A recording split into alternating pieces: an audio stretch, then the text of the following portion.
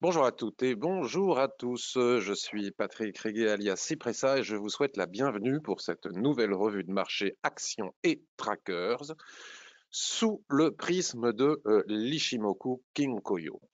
Si vous venez pour la toute première fois, n'oubliez pas que je ne donne aucun conseil en investissement et je ne partage pas de signaux et que ces webinaires n'ont pas vocation à vous enseigner l'Ishimoku. Si vous voulez apprendre l'Ishimoku, vous avez par exemple sur mon site, vous avez mon blog, mon onglet de formation, le forum, on va y retourner encore tout à l'heure. Vous avez ici ma chaîne YouTube, je vous invite à aussi regarder toutes les playlists qu'elle contient. Vous avez des tutos un petit peu partout. Vous avez dans le blog des années et des années d'analyse et d'utilisation de l'Ishimoku. Et ici en bas, j'en profite pour vous proposer, vous suggérer de lire cet avertissement sur les risques.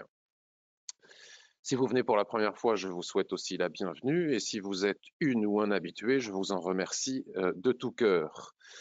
Avec ce logiciel de conférence en ligne GoToWebinar, vous avez un onglet quelque part qui doit vous permettre de poser vos questions et vos commentaires. Et c'est là où je vais aller là de suite pour avoir le plaisir, avant de démarrer, de vous dire bonjour et de répondre aux personnes qui en font de même.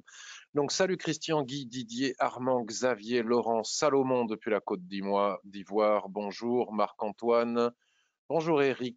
Bonjour un autre Thierry Ludovic, Jean-Sébastien, Yann, Thierry. Il y a plein de Thierry aujourd'hui. Eric. Je suis là pour continuer à apprendre. Bravo Armand, c'est très très bien. C'est une très bonne initiative que de continuer à apprendre. Salut Jean-Jacques, Bernard, Jean-Claude depuis le Japon, ça c'est pas magnifique. Il fait très beau, nous dit Jean-Claude. Salut de Singapour, nous dit Ricardo. J'adore. Japon, Côte d'Ivoire. On ne peut pas voyager en ce moment avec le Covid. Je ne sais pas si vous le savez, moi je suis un grand amateur de voyage. Je suis un petit peu triste de ne pas pouvoir le faire. Maintenant, je m'en plains pas parce qu'il y a bien pire. Mais alors, grâce à vous, je voyage et c'est génial. Bonjour tout le monde. Bonjour. Alors, si vous venez de la Corrèze, ça me fait tout aussi plaisir, hein. Salut Corinne. Pascal, Pierre, bon, et Corinne qui me remercie pour mes lives très instructifs, merci beaucoup. Et de Paris, ça me fait bien évidemment plaisir et ça me fait tout aussi rêver. Voilà, nous allons donc démarrer en attendant un petit peu les retardataires. Alors, je vous explique le programme que je vous ai concocté. Vous le savez, avant, je prenais la peine de répondre systématiquement à toutes vos demandes de questions. Mardi dernier, on a fait un live différent où je n'ai pas proposé mes analyses, mais je n'ai fait que répondre à vos demandes. C'est-à-dire que vous me demandiez d'analyser tel ou tel actif en direct et je le faisais. Mais là, maintenant, j'ai plus toujours le temps de répondre à vos demandes que vous m'envoyez la veille, parce que si je propose mes propres analyses, plus je réponds aux vôtres, étant donné qu'il y a des tonnes d'actions, les émissions pourraient durer des heures, et bon, à un moment donné, ce serait fatigant pour tout le monde, et ma concentration ne me permettrait pas d'être performant. Donc aujourd'hui, ce que je vais tenter de faire, c'est revenir sur certaines analyses qui ont été faites, que j'ai faites par le passé, hein, puisque vous savez que même si je ne donne pas de conseils en investissement et je ne propose pas de signaux, je construis des plans de trading ou d'investissement via l'Ishimoku et je les partage avec vous à titre informatif. Je vais revenir donc sur Alstom, Téléperformance, on va pas encore, enfin bon, bref, vous allez le voir, ID Logistique, le grand Schneider Electric d'Assaut pour voir un petit peu ce que ça donne. Mais aussi, on va essayer d'aller voir s'il y a quelque chose à faire quelque part sur d'autres actions, comme par exemple Michelin, Voyageurs du Monde, Saint-Gobain, Virbac, quelques trackers, vous allez voir, dont certains me paraissent encore très intéressants. Les renouvelables aussi, parce qu'il se passe, ça n'arrête pas de bouger sur les renouvelables. Et ça pose question. Mais ensuite, je tenterai de répondre à toutes les questions que vous m'avez envoyées par email et je doute que je puisse répondre à des questions qui me seront posées en direct ce matin parce que j'ai déjà reçu beaucoup de questions par email et sur le forum et j'y accorde une priorité. Alors, la situation est complexe dans le sens où elle n'est pas complexe techniquement, mais elle est complexe pour les investisseurs qui ne seraient pas déjà investis à long terme dans les actions, comme je le suis moi-même, puisque je ne fais pratiquement pas de swing trading ou de trading sur les actions, mais plutôt de l'investissement, même si parfois j'arbitre, donc forcément c'est du trading, contrairement au Forex, aux indices, comme je vous l'ai montré hier lors de ma revue de marché consacrée au Forex et aux indices. La situation est compliquée parce que si on est un investisseur de long terme, il n'est pas évident, même quand on investit pour du long terme, je sais que cela crée un débat, ce que je vais dire là maintenant, et je l'assume tout à fait, même si on investit pour du long terme, il n'est pas forcément facile d'acheter lorsque des prix sont très très hauts dans des situations de surachat, parce que il y a beaucoup de personnes qui imaginent pouvoir investir en long terme, mais en réalité, la psychologie de ces personnes et la réalité, parfois, ça fait deux. Et lorsque l'on investit, même pour plusieurs années, en ayant acheté très haut, il faut supporter psychologiquement qu'il y ait des retracements et parfois certaines personnes ne le supportent pas, sortent de position, sortent en perte, même si après les actions finiraient finalement par remonter et provoquer, enfin donner des plus-values. Donc c'est dans ce sens-là où ce n'est pas forcément évident. Et il y a beaucoup d'actions qui étaient extrêmement intéressantes à acheter, bien il y a déjà un an avec le Covid, mais ça c'est du passé. Il y a quelques mois, lorsqu'il y a eu la remontée des taux d'intérêt, qu'il y a eu une espèce de petite panique sur les techs, etc. Comme je vous l'ai montré en direct, il y a eu de superbes opportunités, mais ces opportunités sont passées. Les actions sur lesquelles je considère qu'il y a de très belles opportunités sont très hautes, donc c'est pas évident d'y investir maintenant. Celles qu'on appelle les cycliques qui ont permis à des investisseurs de prendre des bénéfices, par exemple, sur leurs actions technologiques quand il y a eu la petite remontée des taux longs américains, sont aussi très hautes. Donc, c'est pas évident de trouver des opportunités. On en a eu plein pendant ces 2, 3, 4, 5, 2 derniers mois, on va dire. Et là, je vous le dis très franchement, je ne trouve aucune opportunité qui m'apparaisse aussi pertinente et aussi performante que celle que nous avons eue il y a quelques semaines et que j'avais partagée avec vous. Et si on est un swing trader, c'est encore pire, parce que si on est un swing trader, acheter des actions qui sont très très hautes, ben, ça ne se fait carrément pas. Alors on peut toujours trouver des actions qui sont très basses, mais si elles sont très basses, c'est peut-être pas pour rien. Bon, c'est un petit peu ce que nous allons essayer de regarder maintenant. C'est parti. On y va, je regarde vos commentaires et vos questions et on démarre. Juste une petite question.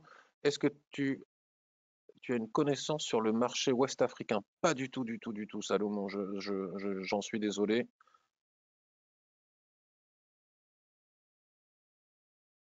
Alors, bonjour Olivier.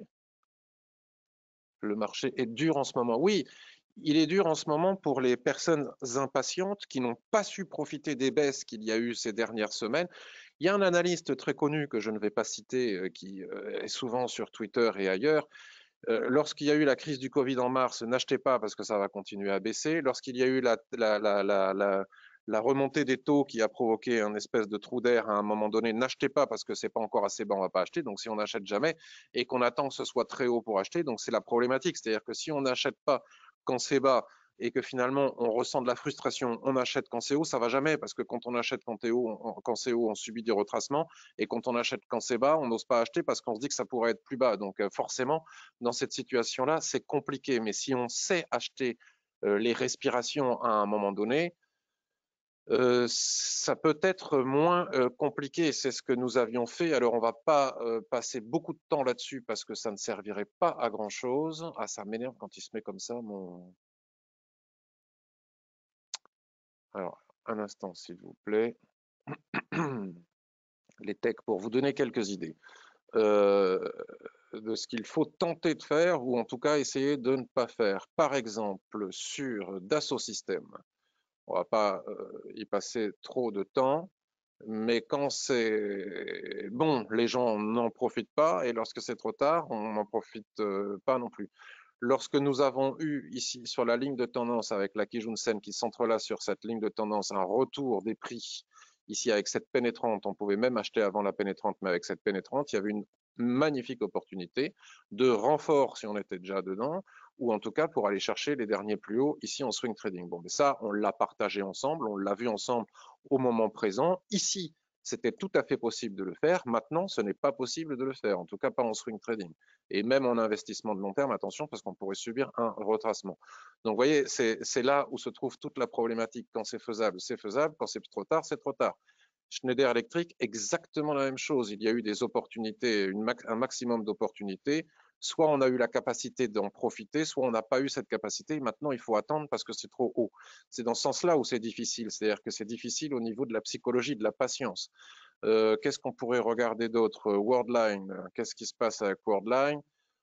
J'avais dit, malgré que ce soit très haut déjà et qu'il y avait une forte probabilité de retour sur je ne sais quel qui joue, enfin on avait partagé ça, on ne va pas y revenir dans le passé parce que on perdrait du temps, qu'il y avait des opportunités sur Worldline. Là maintenant c'est très haut, on est en train de travailler les plus hauts ici, c'est un petit peu compliqué d'acheter Worldline maintenant. C'était possible lorsqu'il y a eu le trou d'air avec les taux. Ainsi de suite.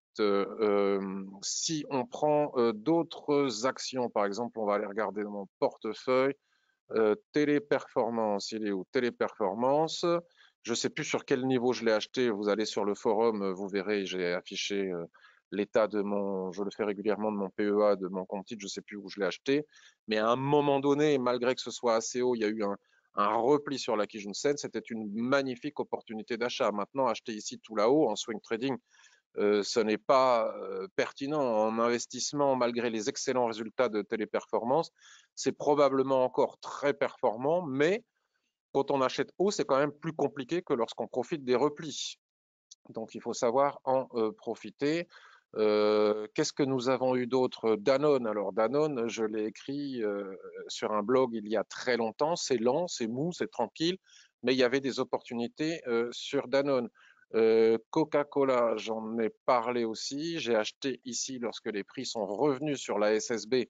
Hein, c'est un plan que vous connaissez par cœur parce que j'en parle depuis des mois, pendant pratiquement un an, depuis la baisse Covid. Le point moyen ici est la SSB. Lorsque les prix cassent cette SSB et se replient dessus, c'est parfois, souvent, une opportunité pour pouvoir acheter. Mais là, maintenant, on tape le haut de ce canal haussier. C'est un petit peu tard pour pouvoir le faire. Le grand, j'ai partagé cette opportunité avec vous aussi lorsque les prix sont revenus ici sur la Kijun-sen. Ça fait pas si longtemps que ça, hein. 1, 2, 3, 4, 5, 6 semaines. Il y avait une superbe opportunité. Maintenant qu'on est en train de casser les derniers plus hauts ici, c'est un petit peu compliqué d'acheter le grand.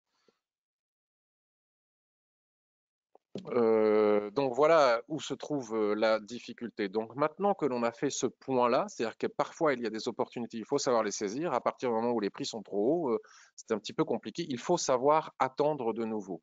Cela dit, la question est de savoir, pouvons-nous trouver des opportunités ailleurs? Alors attendez, j'ai mon logiciel qui me fait une blague.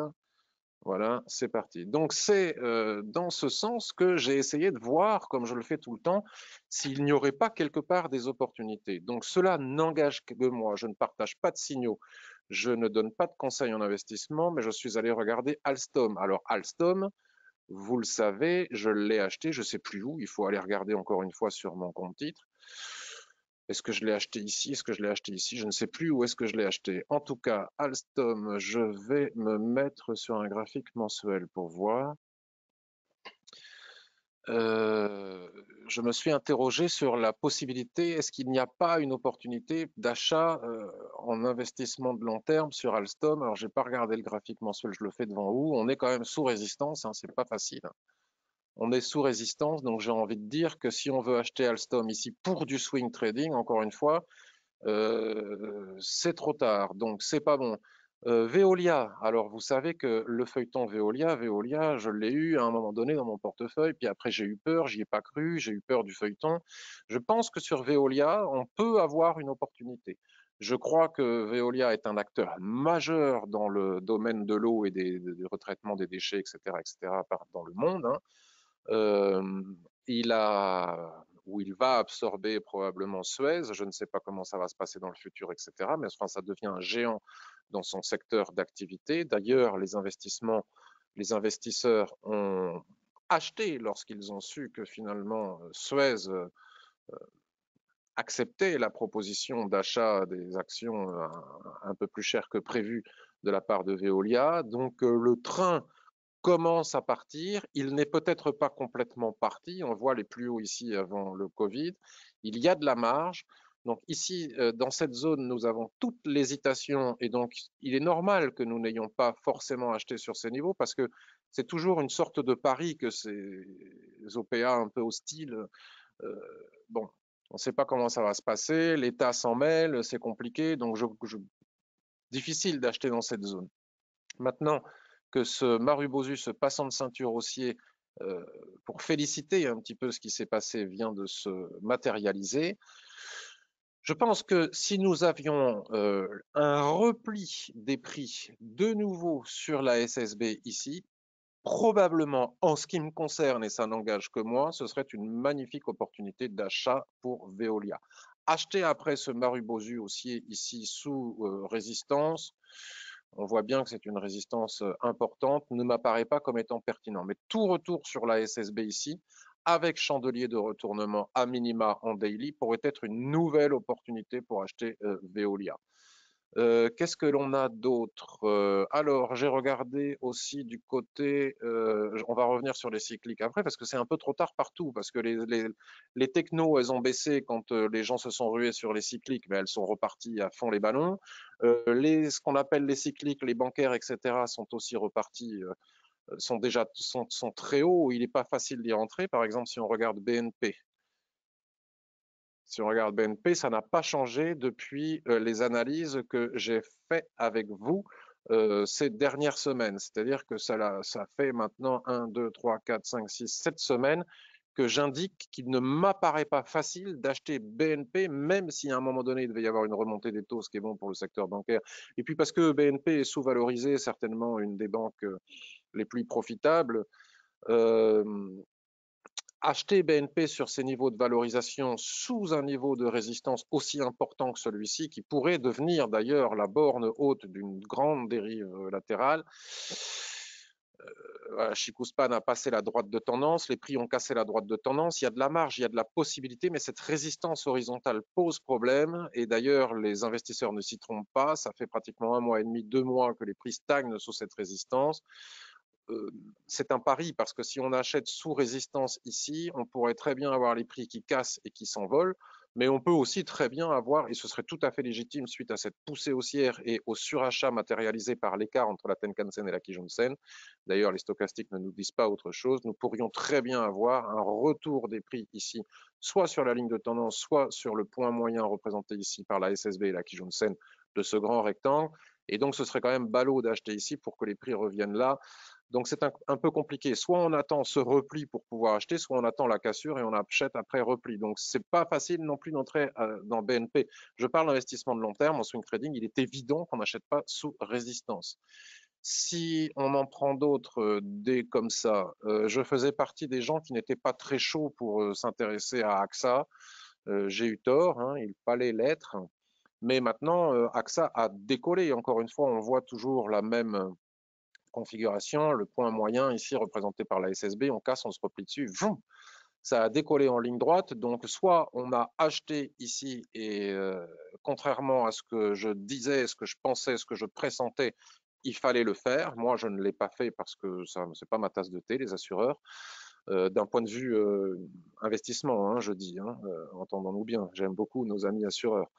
Bon, cela dit, j'ai eu totalement tort. Maintenant, les prix sont arrivés ici sur ce niveau de résistance, dans une situation d'extrême surachat. Donc, acheter ici en swing trading, c'est juste pas possible. Acheter en investissement en sachant qu'on peut à tout moment subir un fort retracement, une respiration qui serait normale, demande à avoir une solidité psychologique suffisante pour pouvoir supporter ce retracement en attendant que les prix repartent en haut. Donc, on n'a pas le bon timing non plus, vous voyez. C'est une question de timing. Il y a des périodes où on a le timing, il faut savoir en profiter, puis des périodes où on ne l'a pas. Selon moi, en ce moment, il n'y a pas de bon timing, où que ce soit. On va essayer quand même de trouver quelque chose. Alors, qu'est-ce qu'on a d'autre? Qu'est-ce qu'on a d'autre? J'avais parlé à un moment donné, j'avais lourdement insisté, je ne donne pas de conseils en investissement, euh, mais parfois j'insiste lourdement, j'avais lourdement insisté sur idées logistiques, puisque même si l'e-commerce, le dépôt, c'est quand même. Alors, je me souviens plus si c'était. Si, ça devait être aussi dans le sens de la tendance. Profiter de ce repli sur la Kijun-sen. J'avais indiqué qu'en swing trading, profiter de ce repli sur la Kijun-sen était sans doute une superbe idée pour pouvoir repartir chercher les plus hauts. Bon, les plus hauts, maintenant, on les a atteints, on retrace là tout de suite maintenant. Pas évident, mais à surveiller quand même, parce que, encore une fois, la Kijun-sen s'entrelace toujours dans cette ligne de tendance. C'est moins joli, moins pratique, moins pertinent que de le faire ici parce qu'on rejoignait aussi un support horizontal dans le cadre d'un changement de polarité, hein, résistance support. Mais bon, si on devait investir quelque part, peut-être que investir ici sur ces niveaux sur idées logistiques m'apparaît plus pertinent que d'acheter les derniers plus hauts de téléperformance, par exemple. En swing trading, c'est pas génial, parce qu'il faudrait mettre le stop sous la ligne, sous la Kijun précédente qui se trouve ici pour aller chercher la résistance qui est ici. C'est pas possible en swing trading. Maintenant, en investissement de long terme, ces chandeliers qui mèchent comme ça sont vraiment pas jojo, quoi, hein. Un retour sur la Kijun-sen mensuelle serait beaucoup plus pertinent pour pouvoir acheter. Mais enfin bon, si l'idée est de chercher à tout prix quelque chose, l'idée logistique peut-être peut faire partie de ces choses que l'on veut chercher à tout prix. Maintenant, je trouve que l'idée de s'abstenir quand les choses ne sont pas très claires est plus pertinente. Qu'est-ce que nous avons d'autre? J'ai essayé de chercher partout. Virbac, on en avait parlé aussi de Virbac, mais enfin là c'est pareil, hein, le train est passé, il est parti. J'étais dans Virbac, je suis sorti, je ne sais plus pourquoi, j'ai arbitré, je me suis planté. Le train est parti et il est bien parti. Cela dit, là, nous avons, selon moi, une configuration qui est beaucoup plus pertinente que celle que l'on a vue jusqu'à présent pour éventuellement envisager un investissement. Puisque si on prend la résistance ici, vous voyez, les prix ont dérivé latéralement depuis janvier 2012, cette énorme dérive latérale.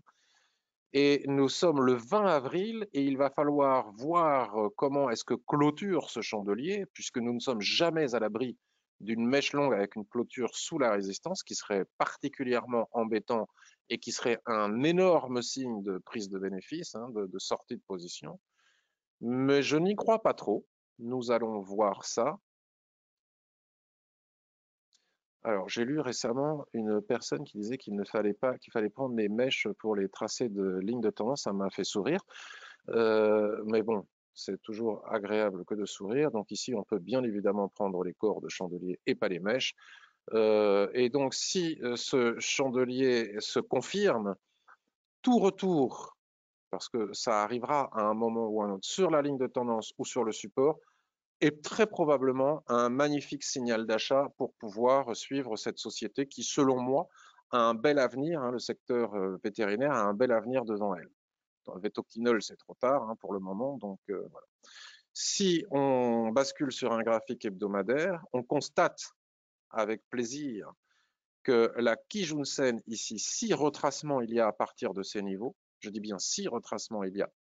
La Kijun-sen, elle est géniale, cette droite, cette ligne de l'Ichimoku, elle va venir se coucher sur ce niveau ici.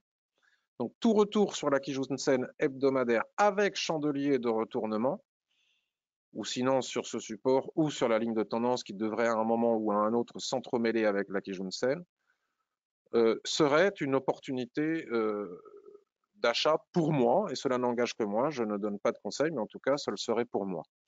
Donc je pense que si on cherche quelque chose de sympa, Virbac est à mettre dans la liste sympa. Voilà.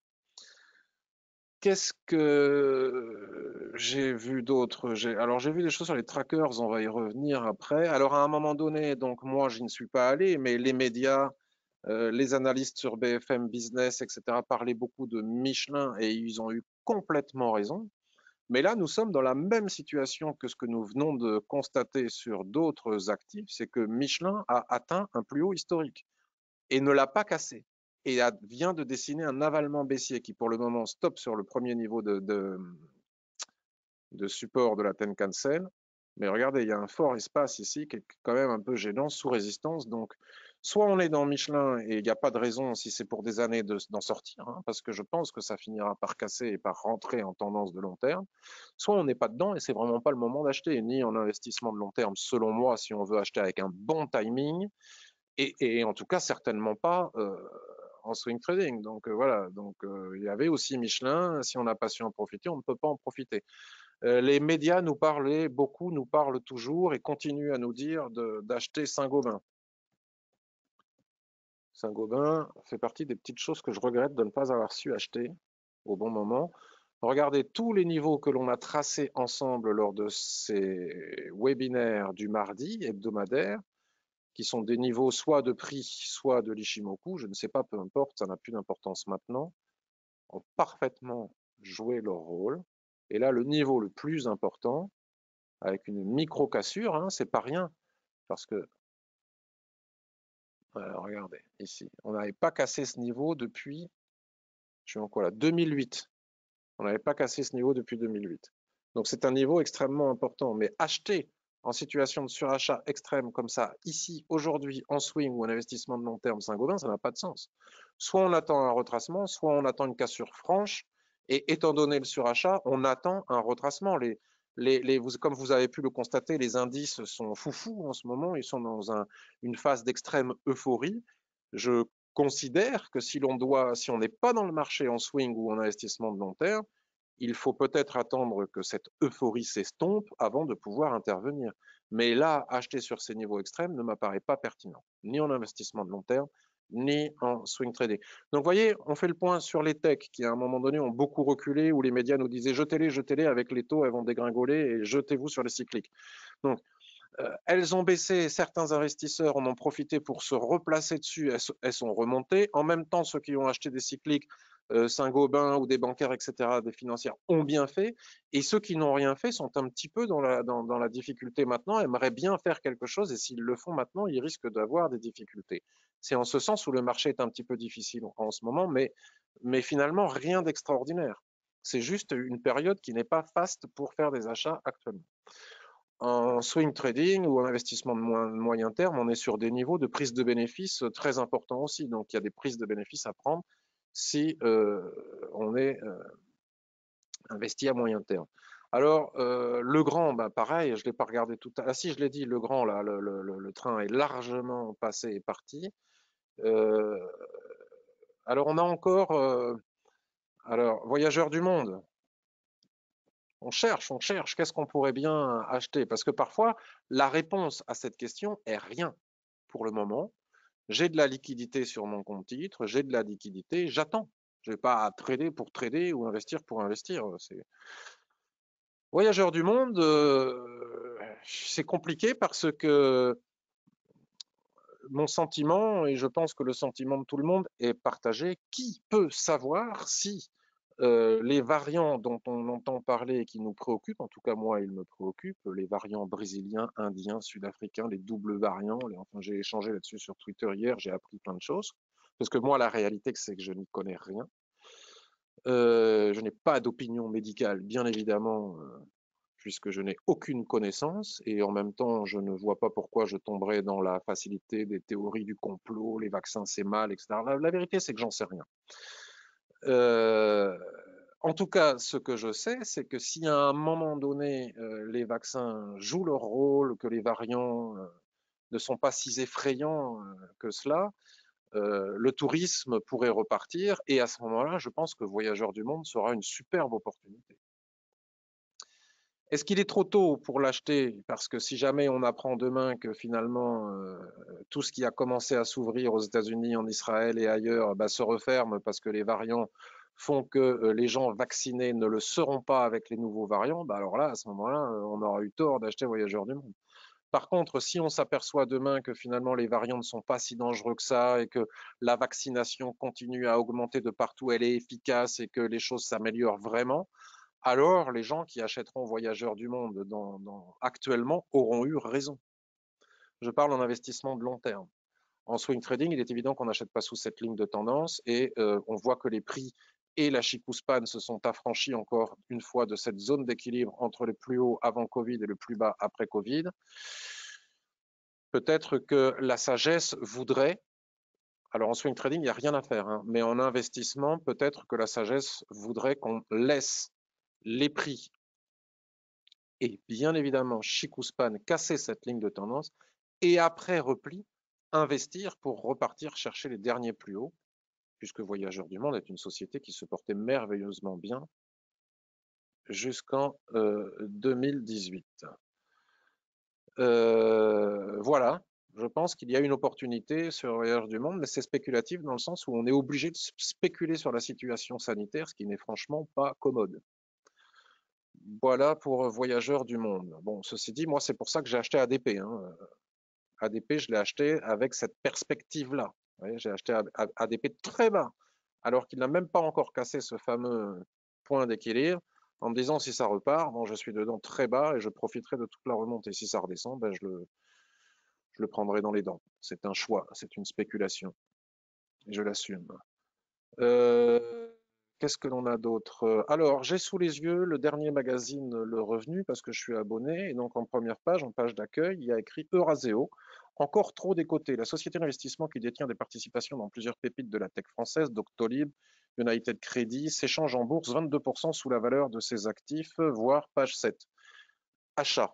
Quand on va à page 7, il y a écrit achat. Donc, je me suis dit, je vais aller regarder Euraseo.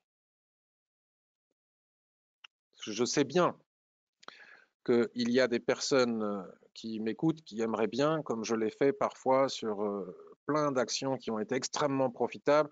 Ah, est-ce que Patrick pourrait trouver une opportunité quelque part qui serait, ben, Patrick, il trouve rien du tout. Et donc, Euraseo, revenu acheté pour les raisons qu'on vient d'expliquer, s'échange en bourse 22% sous la valeur de ses actifs, très bien, superbe. Mais techniquement parlant, ben non. Voilà.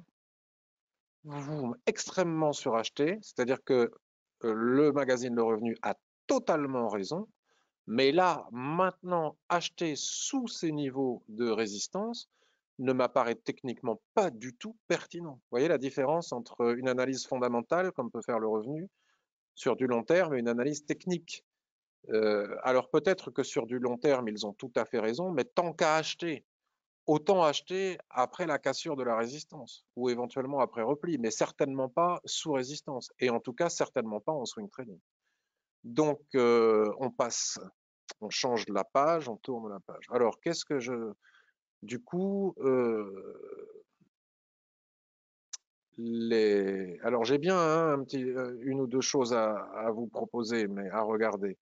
Mais j'y viens. Nexence, j'ai entendu dimanche, je ne suis pas où je sais pas où est-ce que je suis allé. Et des fois, j'ai la folie d'écouter encore BFM Business le dimanche parce que ça m'intéresse l'économie. J'aime bien. Je discute, je me fâche avec les économistes qui passent à la radio et tout. Genre, je suis pas d'accord, je suis d'accord. Ah oui, ça c'est une bonne idée, etc. Puis des fois, j'aime bien entendre aussi les entrepreneurs. Il y avait un débat sympa sur les énergies renouvelables. Et donc, ils avaient invité le PDG de Nexence et ça m'a intéressé ce que ce monsieur racontait, notamment tous les chantiers qu'ils sont en train d'ouvrir et tous les contrats qu'ils ont signés pour relier avec leurs câbles les plateformes éoliennes offshore aux États-Unis sur toute la côte est américaine. Enfin, c'est tout à fait intéressant et c'est tout à fait prometteur. Donc, je me suis dit, tiens, je vais aller regarder Nexence parce que ça a l'air vraiment sympa. Et voilà, j'ai vu cette ligne de tendance, hein, la Kijun-sen qui est ici, et je me dis que si Nexence voulait bien, si les prix de cette action voulaient bien revenir chercher ici la Kijun-sen, je l'ai mis dans ma liste Kijun-sen à surveiller, hebdomadaire, parce que je pourrais être tout à fait intéressant. Mais là, ici, maintenant, non. C'est suracheté, chandelier de retournement, on arrive sur un support, mais on ne sait pas s'il va véritablement tenir. C'est pas encore, selon moi, nous n'avons pas le bon timing sur Nexence. Et si on bascule sur un graphique mensuel, alors là, qu'est-ce que nous avons à regarder? On va coiffer juste les prix ici pour s'apercevoir que finalement, les prix travaillent ici une résistance. Vous voyez, cassé ici en 2006, revenu dessus, on l'a un petit peu dépassé, travaillé ici, puis finalement recassé à la baisse. Et on ne l'a plus revu, cette résistance, depuis juin 2008. À partir de ce moment-là, les prix sont rentrés dans une longue période, grande et longue période de dérive latérale, viennent de casser cette dérive latérale pour repartir à l'assaut de cette résistance que l'on observe ici en 2008. C'est quand même pas mal. Cela veut dire que si jamais cette résistance casse, après repli, sur les lignes de l'Ishimoku qui pour le moment sont trop basses, véritablement trop basses, donc totalement surachetées ici, nous aurons à l'avenir, dans quelques semaines, peut-être quelques mois, parce que c'est ça, préparer des plans d'investissement, peut-être l'opportunité d'acheter cette belle société. Et est en train de se restructurer en plus. Mais là, ici et maintenant, encore une fois, non. Ce n'est juste pas possible. On ne va pas acheter sous une résistance qui date de 2008. Pour les swing traders, un repli des prix ici sur l'ancienne borne haute de cette grande dérive latérale pourrait être une opportunité d'achat, toujours avec les conditions, on n'achète pas billon de tête, on achète avec des chandeliers de retournement, des ressauts, des mèches basses, etc. Enfin, tout cela, vous le connaissez par cœur, en particulier si vous avez suivi mes formations. Et éventuellement, parce que vous le savez aussi, vous avez cette expérience, en chartisme, on dit que souvent, les prix, lorsqu'ils ont cassé une résistance, ils viennent s'y replier avant de repartir. Mais nous savons, nous, utilisateurs de l'Eshimoku, que souvent, la plupart du temps même, ils préfèrent aller chercher la Kijun-sen qui est juste en dessous pour rebondir, chercher et aller chercher les derniers plus hauts et non pas l'ancienne résistance. Donc là, il y a un plan de trading en construction à surveiller pour le swing trading et pour les investisseurs une fois que l'on aura cassé cette résistance historique qui date depuis 2008. Donc intéressant Nexens, mais pas pour tout de suite. Encore une fois, il faut savoir patienter. Dans les énergies renouvelables, qu'est-ce que l'on a? Parce qu'elles elles sont très volatiles en ce moment. C'est pas facile. Alors, Voltalia. Voltalia, nous avions vu ensemble il y a quelques semaines, nous avions vu qu'il y avait deux possibilités. Soit on est un pur utilisateur de l'Ishimoku et on n'achetait pas ici la borne basse de ce magnifique canal haussier parce qu'il y avait la Kijun-sen juste au-dessus. Soit on voulait le faire quand même avec un stop si on était en swing trading pour aller chercher, je ne sais pas quel niveau ici, mais en tout cas voilà la Tenkan-sen et ça a été fait. Là maintenant les prix ont cassé ce niveau, se replient sur la Kijun-sen qui s'entrelace avec cette ligne de tendance et pourrait offrir une nouvelle opportunité à condition d'avoir des chandeliers de retournement explicites, ce qui serait vraiment véritablement top. Mais souvent, ce que l'on aimerait avoir en top n'arrive pas toujours. Donc là, on revient sur le débat des lignes de tendance, par exemple. On pourrait très bien imaginer, si on sait bien utiliser les chandeliers japonais, il faut bien évidemment, il est tout à fait possible de relier les corps et pas les mèches, puisque comme ça, on profite des ressauts. Vous voyez, les ressauts, ils nous expliquent, ils nous racontent des histoires merveilleuses. Donc si on avait un ressaut ici sous la ligne de tendance, c'est-à-dire une mèche basse, avec une clôture au-dessus de la Kijun et de la ligne de tendance, alors peut-être nous aurions, techniquement en tout cas, nous aurions un signal d'achat. Après, fondamentalement, est-ce qu'il faut acheter les renouvelables ou pas? Ça, c'est une autre histoire. Donc, à surveiller ici Voltalia. Je vais revenir sur vos questions parce qu'il y a des gens qui se posent des questions sur McPhee, sur NeoN, etc. On verra ça. Après, j'essaye d'aller le plus vite possible. Donc là aussi, probable opportunité si on n'a pas peur d'investir dans les énergies renouvelables. Si on est en swing trading, le stop doit être placé aux alentours des 19,40. Si ça passe sous les 19,40, ben on perd le trade. C'est pas plus compliqué que ça, mais étant donné qu'on a un ratio quand même extrêmement positif, le risque peut être pris. En investissement de long terme, c'est tout à fait possible aussi d'investir sur ces niveaux-là. Mais voilà, il y a des questions qui se posent actuellement sur les renouvelables. Donc du coup, qu'est-ce qu'il me reste? Donc je suis allé voir du côté des trackers. Alors il y a un tracker dont je vous ai parlé, dont personne ne parle. Parce qu'on se pose la question sur Unibail Rodamco, sur j'ai un trou de mémoire là, sur d'autres actifs liés à l'immobilier de bureau ou autres. Et moi j'avais dégoté un tracker dont je vous avais parlé il y a quelques semaines, puis après j'en ai pratiquement plus jamais. Alors je l'ai dans mon portefeuille, donc de toute façon tout le monde peut le voir, puisque j'ai publié mon portefeuille plusieurs fois.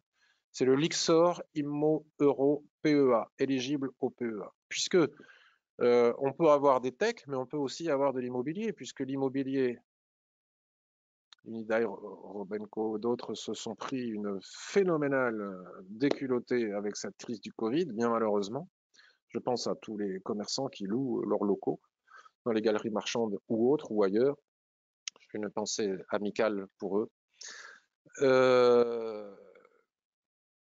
Néanmoins, en partant du principe, encore une fois, que peut-être, même si ça reste spéculatif, parce qu'en réalité, personne n'en sait trop rien, on a de l'espoir ou on n'a pas d'espoir, on est déprimé, on n'est pas déprimé, on craint ou on ne craint pas, mais en réalité, on ne sait pas comment on va s'en sortir de cette crise et si la vaccination va fonctionner, les variants, etc. Enfin bon, bref, je ne vais pas recommencer ce que j'ai dit tout à l'heure. Cela dit, si on souhaite spéculer sur l'idée que les choses vont s'améliorer, nous avons vu qu'il y avait des cycliques dont on a parlé tout à l'heure, qu'il y avait Voyageurs du Monde, qu'il y avait ADP, etc. Il y avait aussi l'immobilier. Et je trouve que cet ETF est particulièrement intéressant parce que il rentre dedans des sociétés cotées en bourse avec un panier qui est européen, qui n'est pas qui est européen, donc il y a des Allemands, des Hollandaises, enfin voilà, des Françaises, il y a de l'Unibail Rodamco dedans, donc du commerce, mais il y a aussi et surtout beaucoup de résidentiels. Par exemple, je ne les ai pas toutes faites, mais on a Vonovia qui est spécialiste du résidentiel. Nous, on a aussi Unibail Rodamco, j'en ai parlé. On a Dutch Wonen qui est fait une majorité de résidentiel et aussi investi dans le soin, donc dans les EHPAD et autres. Donc c'est vraiment très varié. On n'est pas exposé avec cet ETF uniquement à l'immobilier de bureaux et de commerce, mais aussi au résidentiel. Et je m'étais dit, lorsque nous étions arrivés sur ces niveaux, toujours la même histoire. Plus haut avant Covid, plus bas après Covid, zone d'équilibre matérialisée ici par la SSB. Lorsque les prix sont revenus après avoir cassé cette SSB, je m'étais dit, il faut que j'investisse là-dedans. J'ai pas mis beaucoup de billes, mais je l'ai fait. Et j'en suis très content et je pense qu'il est encore possible de le faire, à la fois pour un investissement de long terme, à condition, bien évidemment, qu'il n'y ait pas de catastrophe sanitaire. Et ça, encore une fois, c'est un.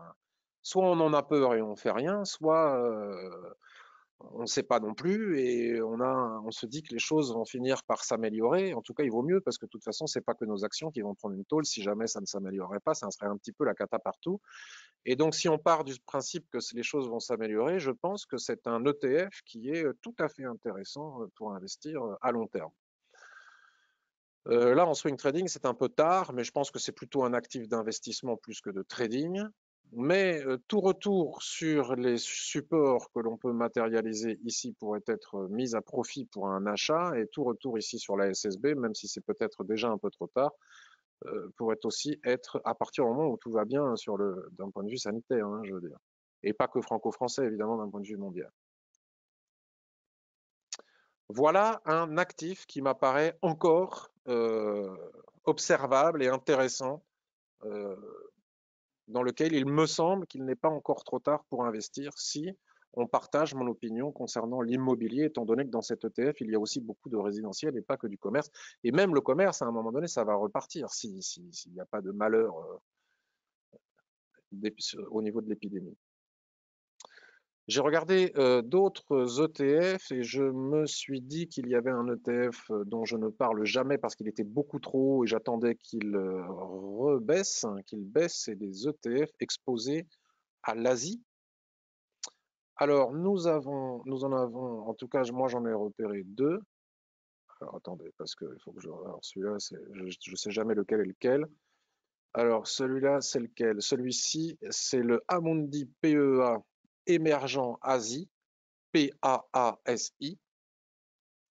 Sa répartition, selon mes lectures, serait de 65%, je ne suis pas allé refaire des recherches détaillées, 65% d'Asie émergente et 35% d'Asie développée. Selon un site que j'ai lu, je devrais citer l'auteur, j'ai oublié de le faire, je m'en excuse, c'est pas moi qui ai écrit cette phrase, ce qui permet à la fois de se positionner sur le marché asiatique développé, Chine principalement, ainsi que sur les pays émergents d'Asie.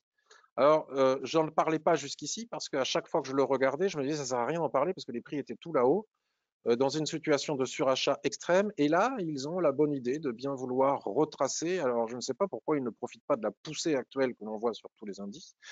Ils ont la bonne idée de venir retracer sur la Kijun-sen hebdomadaire. Donc, si on veut investir à long terme sur le marché via un ETF émergent asiatique et uniquement asiatique, ce point ici m'apparaît comme étant un point intéressant. On n'est pas obligé de le faire maintenant. Les prix ne sont pas encore véritablement venus le chercher. On peut encore attendre. Il y a de la patience. Si on investit pour du long terme, on peut le faire. Si on investit pour du plus court terme, voilà. Alors attention, parce que malgré tout, ça reste quand même extrêmement suracheté, hein, comme tous les indices. Si à un moment donné, il y a un retour de bâton, je ne sais où, quand on regarde le SP500 comme ça, Ça va faire mal. Peut-être que l'investisseur averti attendrait à minima que les prix reviennent chercher ici la Tenkan-sen mensuelle. Mais enfin voilà. Pour qui cherche des investissements sur le marché Asie, ce niveau m'apparaît comme un niveau à observer. Il y a un deuxième niveau qui est encore meilleur, qui correspond peut-être à la Tenkan-sen mensuelle que l'on vient d'observer tout à l'heure, c'est celui-ci, parce que c'est à la fois proche de la ligne de tendance, proche de la Kijun-sen, sur ce niveau d'extension de Kijun-sen et au niveau d'une zone de polarité. Donc vous voyez, on y est presque. Et ça, c'est une configuration haussière, soit dit en passant. Mince, c'est pas la bonne droite que j'ai pris. Pourrait s'apparenter à un fanion haussier. Voilà.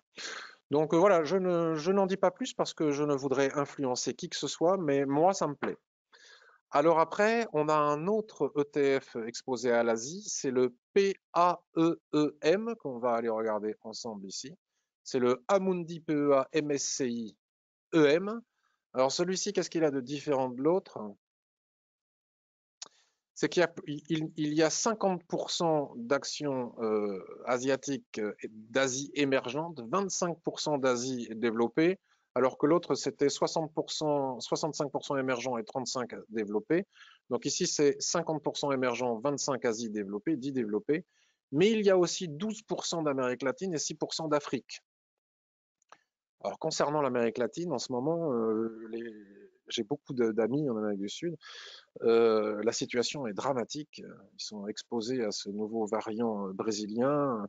On dit le Chili, un des pays le plus vacciné au monde après l'Israël et les États-Unis. Oui, sauf que vacciné avec des vaccins chinois qui, semblerait-il, ne sont pas aussi efficaces que ce qu'on leur a fait croire, avec un faible taux de. Donc la situation est dramatique. Bon, voilà. Mais celui-ci, il y a encore de la marge avant d'atteindre ici la Kijun-sen, mais cela dit, on s'en approche, donc on peut commencer à s'y intéresser. Est-ce que j'ai trouvé autre chose? Je regarde mes notes. Donc voilà, donc ces trois ETF m'apparaissent comme voilà, celui sur l'immobilier et celui qui a ma préférence. Si on veut investir sur le marché asiatique via les ETF, c'est pas inintéressant d'observer les replis. Jusqu'à présent, on était totalement suracheté. Vous voyez, quand je dis qu'il faut jamais acheter en surachat, là, on en a la démonstration. Je ne vais pas refaire, j'y reviendrai peut-être dans le club des trois jeudi. Voilà. Je regarde vos commentaires et vos questions et ensuite j'ai fini ma sélection. Je bascule sur les questions que vous m'avez posées par mail. Je ne promets pas d'avoir le temps de répondre à tout le monde, mais je vais faire mon possible pour répondre le plus de questions possible.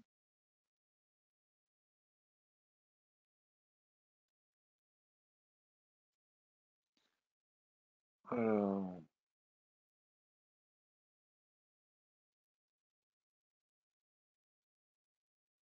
le marché est dur en ce moment, ça on en a parlé. Merci Patrick, hâte de mieux comprendre la méthode avec ce premier live pour moi, après 6 mois d'entraînement sur les Shimoku. Superbe, Pierre. Tu t'entraînes avec quoi? Avec quoi tu t'es formé pour apprendre les Shimoku, Pierre? Bonjour Pascal. J'attends que les actions entrent en rang, je me dis Thierry. Tu as pas tort, Thierry, parce que souvent, après de fortes poussées, il y a une longue période de latéralisation. Donc, c'est tout à fait pertinent comme remarque. Bonjour Serge, bonjour Ismaël, bonjour Laurent. Opportunité à Bessiance, rebond sur Kijun Hebdo.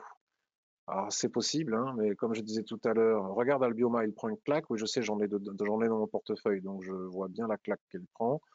Bonjour Jean, Vetoquinol retrace aussi après un bon trimestre, nous dit Damien. Donc tout ça, vous pouvez aller regarder. Tu devais parler d'Esquerre aussi. J'ai bien reçu ton mail, Didier, et je vais parler d'Esquerre. Bonjour Eline, bonjour Henri. Moi, j'ai arrêté Téléradion car je parlais à l'écran ou au poste. D'accord, pas d'accord. Christelle, très bien.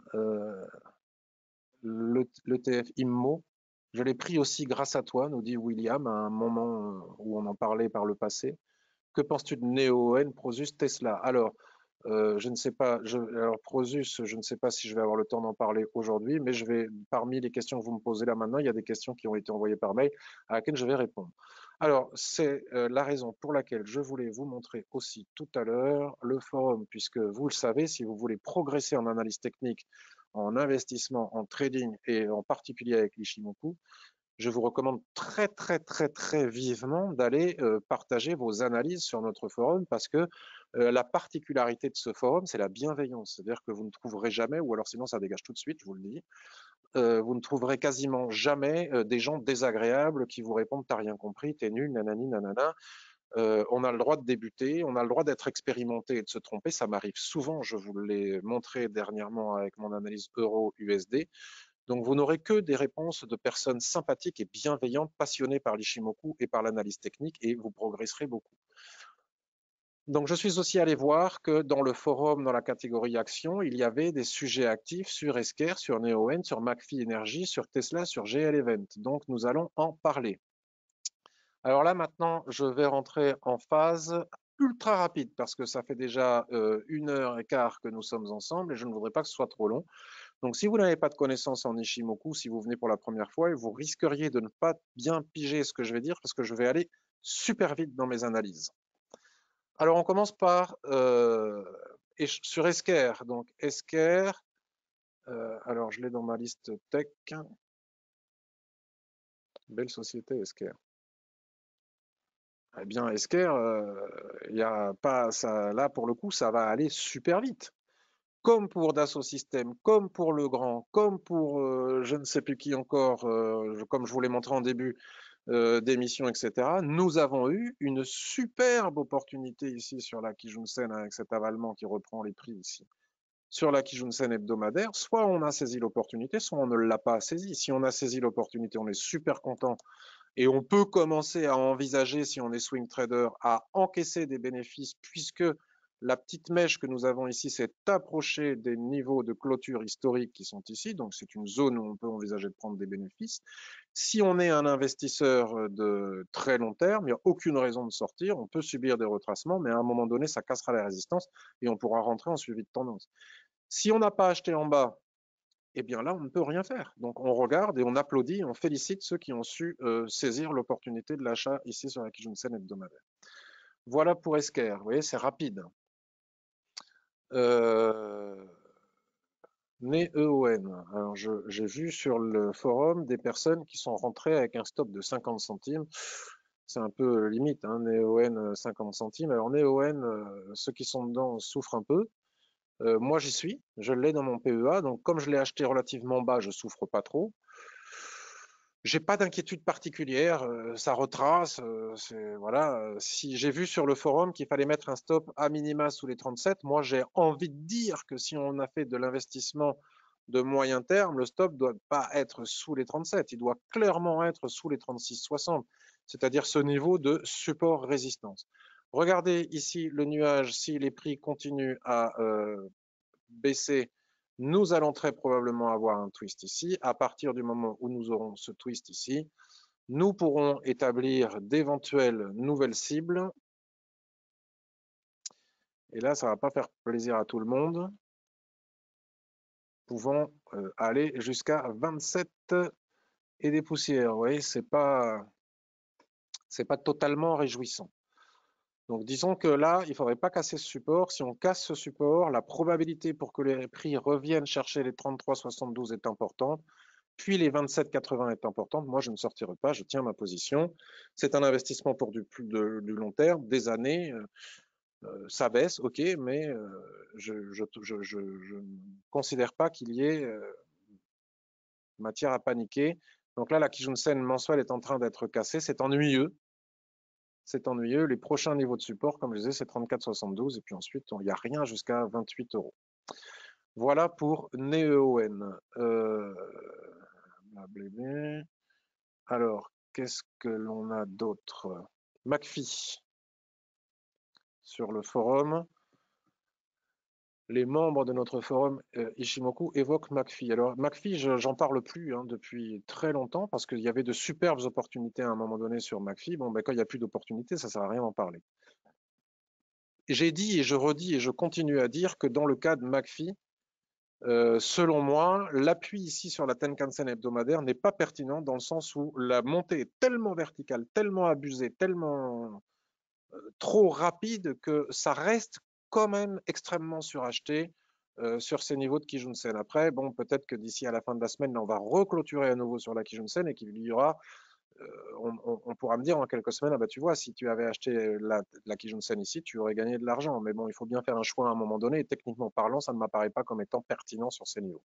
Je pense que si on doit s'intéresser de nouveau à McPhee, soit on est dedans et on tient la position parce qu'on a investi pour du très long terme, soit la Kijun-sen mensuelle ici, alignée à la SSB mensuelle ici, m'apparaît comme le meilleur point d'entrée pour revenir dans la tendance extrême. Vous voyez, c'est extrême, cette situation est extrême.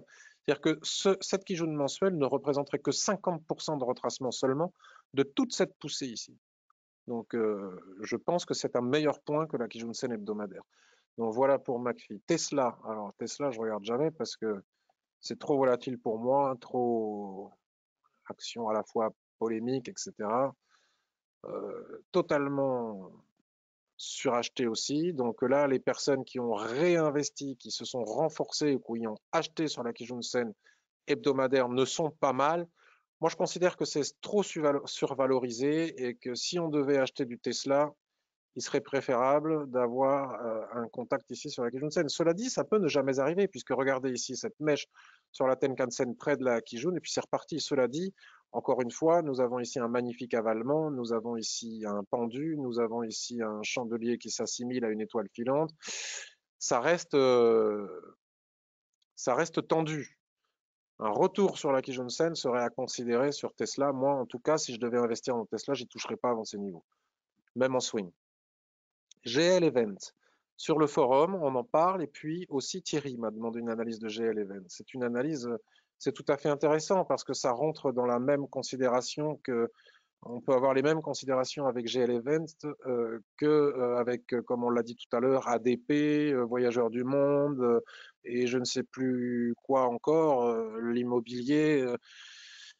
Alors, c'est une société française exposée à la France et pour le moment, en France, on n'est pas au top au niveau de l'événementiel, au niveau de la reprise des spectacles, des salons, des foires, je ne sais pas dans quoi. Donc, ça m'apparaît comme étant prématuré. Ce serait international, pourquoi pas, ça l'est peut-être d'ailleurs, mais je ne connais pas très bien.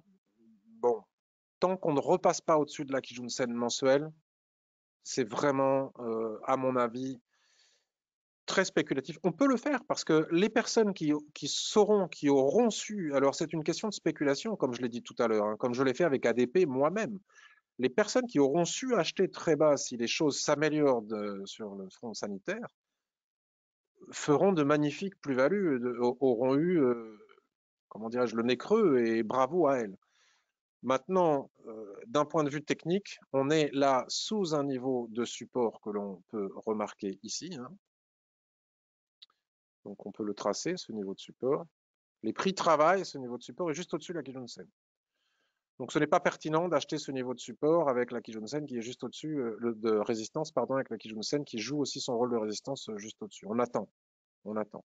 Maintenant, si on veut investir pour des années et qu'on considère que la situation est en train de s'améliorer sur le plan sanitaire et que les variants ne vont pas nous semer une nouvelle panique, ben, je comprends qu'on puisse investir dans ce type d'action. D'un point de vue swing trading, il n'y a rien à faire sur ces niveaux. Prendre des bénéfices, mais certainement pas acheter sous la Kijun-sen mensuelle.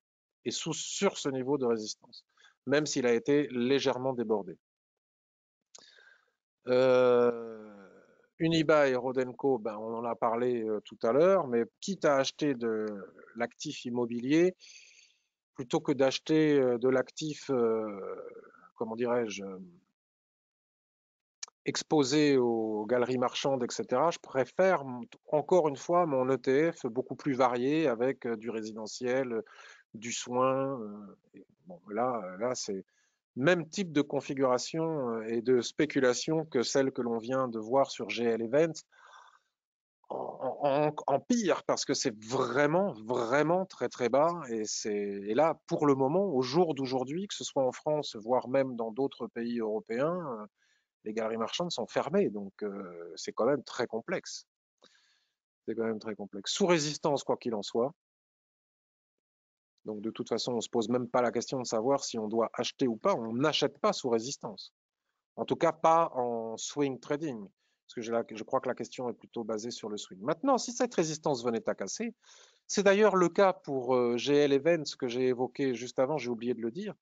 Pour un trader, la cassure de cette résistance au niveau des... Allez, puisque la mèche ici, on n'est pas passé au-dessus.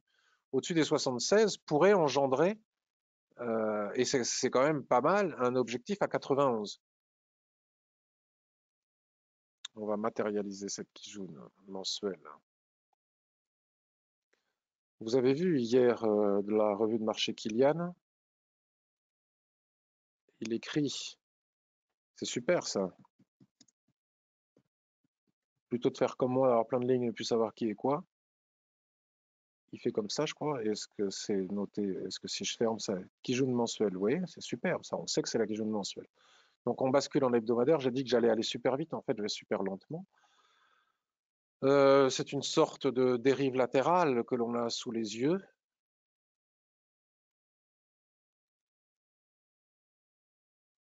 Alors je dis sorte parce que sinon la madame de l'Ishimoku va encore me gronder et me dire il n'y a pas de point de contact en bas, on ne peut pas dire que c'est un range. Donc nous sommes ici sur le point haut de cette probable dérive latérale puisque techniquement et théoriquement nous n'avons pas de point bas en bas, donc on n'a pas le droit de le dire, mais on le dit quand même. Et donc si jamais les prix venaient à casser ce niveau et les derniers plus hauts ici, eh bien, la Kijun-sen mensuelle avec des niveaux intermédiaires qui sont tous les plats SSB ici offrirait un magnifique niveau de résistance pour aller chercher un objectif en swing trading. Pour de l'investissement de long terme, ben là, il faut vraiment croire que les choses vont s'améliorer et que malgré l'amélioration, la société n'est pas tellement souffert qu'elle puisse s'en remettre rapidement. Ça, c'est une autre histoire. Euh...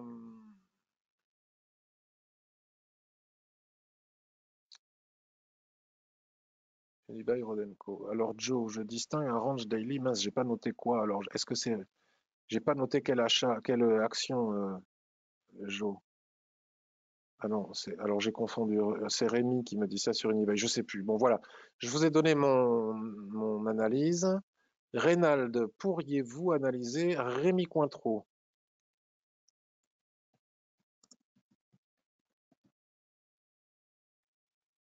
Rémi Cointreau. Ah, c'est joli Rémi Cointreau, c'est superbe, ça profite. C'est très beau. Faut voir, hein, c'est survalorisé ce type de. Mais bon, après, quand les actions sont chères, c'est pas pour rien non plus, hein. Les PER, etc., il faut voir ça avec des pincettes. Eh bien, c'est superbe, Rémi Cointreau. Il y avait ici une opportunité avec ce repli, toujours pareil, hein, ce repli sur ce niveau de résistance qui était devenu un support, qui était là pour le coup. Là, j'ai toujours pas le droit de le dire parce que j'ai toujours pas de deuxième point de contact en bas, mais qui était pour le coup la borne haute de cette longue dérive latérale qui datait de 2018, qui a été cassée. Les prix sont revenus proches de la Kijun-sen. C'est mieux quand elle est à plat. Sur ce niveau, c'était un magnifique niveau d'achat. Bon, maintenant, on est très haut. On peut rentrer en suivi de tendance. Pour du très long terme, Rémi Cointreau. Je ne vous ai pas parlé de L'Oréal, LVMH, etc., que j'ai déjà. C'est archi trop tard. Là aussi, il y avait de superbes opportunités à un moment donné, mais il fallait savoir les saisir. Donc Rémi Cointreau, c'est peut-être pas trop tard. Je pourrais tout à fait comprendre qu'on investisse dans Rémi Cointreau pour tenir cette action pendant quelques années. En swing trading, on ne peut pas puisqu'on n'achète pas proche d'une résistance comme ça qui vient d'être cassée. Il faut attendre un repli, soit laisser casser et attendre un repli, comme ça a été le cas ici, sur le support. Mais c'est très bien, Rémi Cointreau, aucune raison d'en sortir. Michael, analyse de la société Piscine des Joyaux. Des Joyaux, lapsus révélateur, Piscine des Joyeux.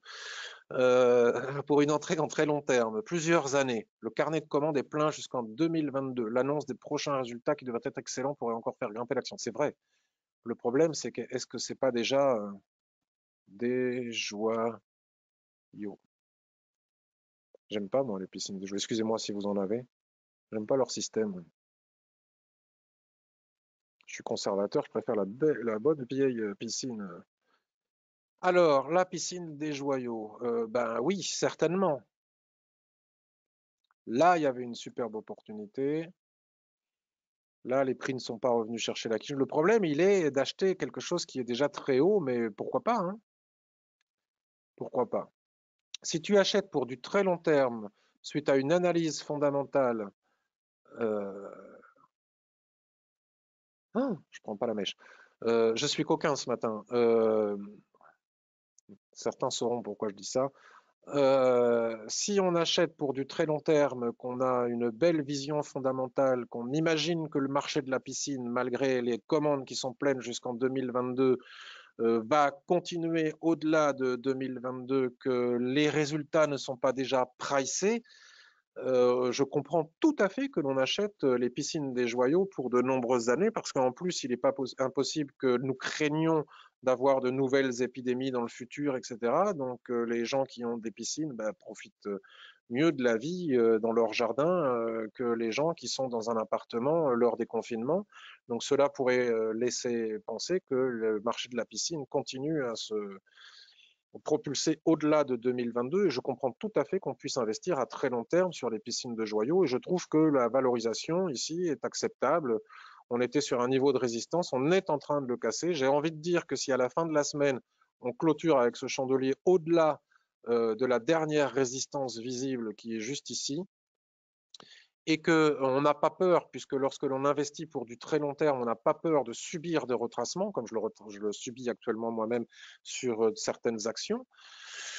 Je comprends tout à fait que l'on achète sur ces niveaux, à condition que ce chandelier, ça serait au niveau du timing, si ce chandelier est confirmé en fin de semaine, je trouve que c'est une belle opportunité. Ça n'engage que moi, je ne donne pas de conseils en investissement, ni je partage de signaux, je donne mon point de vue.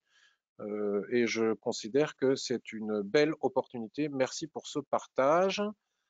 Nous avons ici, alors on peut aussi attendre la fin du mois. Si on regarde le graphique mensuel, nous avons les plus hauts historiques de 2006 ici. Si c'est plus haut historique, on voit qu'on a mis 1 mois, 2 mois, 3 mois, 4 mois à les casser, c'est pas pour rien. Il y a du monde ici. Si les plus hauts historiques sont cassés en clôture mensuelle, c'est théoriquement un signal d'achat de toute façon. Après, on n'est pas à l'abri à un moment ou à un autre de subir des retracements. Tout à fait subir des retracements, même profonds. Mais c'est pas gênant lorsqu'on a investi sur de longues années. Voilà ce que j'en pense. Et pour terminer, ah non, c'était la dernière question. Donc maintenant, je peux aller regarder vos questions et vos commentaires. Alors, je ne ferai pas d'autres analyses là tout de suite parce que j'en ai déjà fait beaucoup.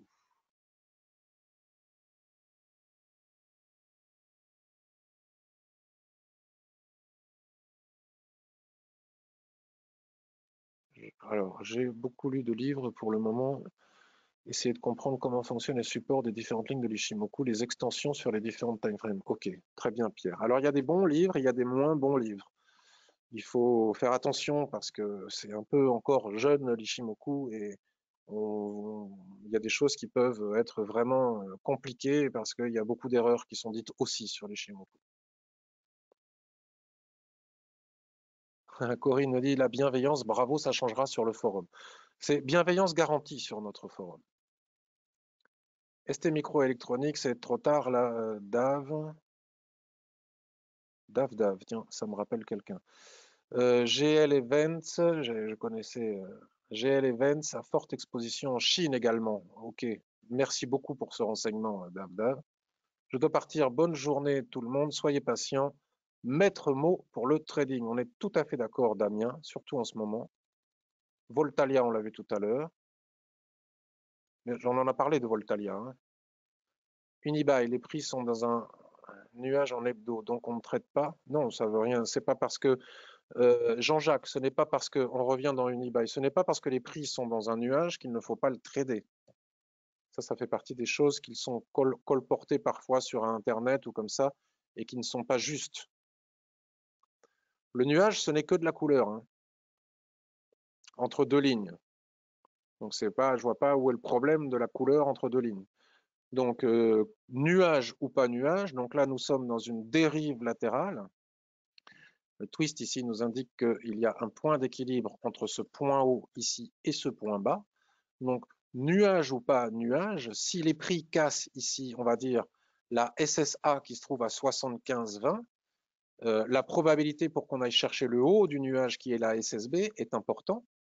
Parce que ici, il y a du nuage sur le weekly, mais si tu regardes un graphique mensuel, il n'y a plus de nuages. Donc tu fais quoi? Tu ne traites pas cette opportunité de trading ici de casse si et uniquement si la résistance casse en clôture. Pourquoi s'abstenir d'aller chercher le niveau de la Kijun-sen sous prétexte qu'il y aurait de la couleur entre deux lignes sur le graphique hebdomadaire? C'est une théorie qui ne tient pas. Yannick, je n'ai pas le temps de répondre à d'autres demandes d'analyse. J'en ai fait déjà beaucoup. William, merci beaucoup, William. La meilleure formation est celle de Patrick, spécialiste émérite Ishimoku. Je te remercie beaucoup, mais il y a d'autres spécialistes, il y a d'autres personnes capables aussi de bien former sur Ishimoku. En tout cas, merci, William. Ça marche, Joe, pour le replay. J'espère que cette revue de marché vous a été utile, qu'elle vous a plu. J'ai passé un bon moment en votre compagnie. Je vous remercie parce que, comme je le dis souvent, grâce à ces revues de marché, eh bien, je m'entraîne aussi à continuer à utiliser ce système merveilleux d'analyse technique qu'est l'Ishimoku.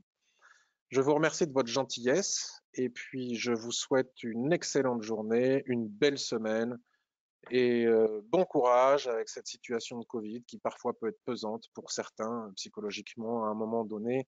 Euh, c'est pas facile et c'est préoccupant. Et donc, serrons-nous les coudes et en avant. Bye bye. Merci pour tous les commentaires de remerciements qui sont en train d'arriver. Je vous en remercie vivement. N'oubliez pas, si vous avez l'occasion de partager ça sur les réseaux sociaux, de le faire. C'est très gentil à vous. Ciao.